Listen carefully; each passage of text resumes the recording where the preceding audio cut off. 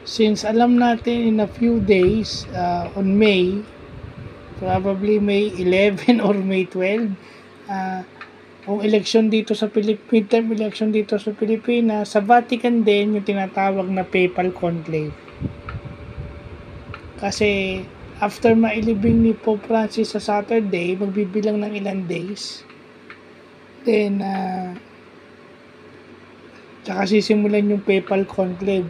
Yung Papal Conclave is, conclave, yun ang secret process ng pagpili ng Santo Papa.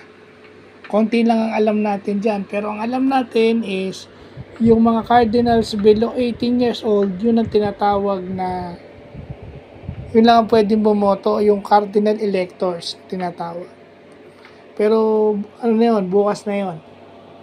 No? Ang vlog ko ngayon is about yung usok sa Sistine Chapel na tinatawag na fumata.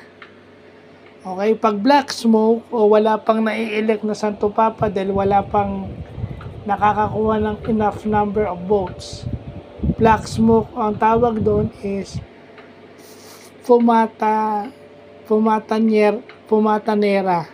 Okay, black smoke.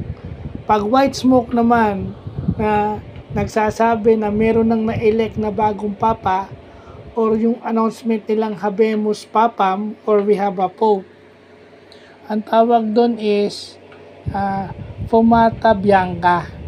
Ibig sabihin white smoke. So yun lang muna yung vlog natin. Kailangan tayo magkaroon ng knowledge sa Papal Conclave.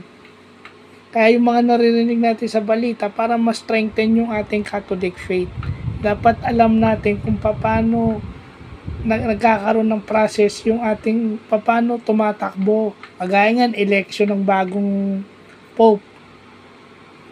Obligasyon natin yan as Catholic. Dahil tayo ay binyagan, obligasyon nating malaman yan. Kaso, pag nagsisimba tayo, linggo tayo nagsisimba o anticipated mas pag Sabado, limot na natin. Pag na-explain ng mga pare, limot na natin yan. So, yun lang po.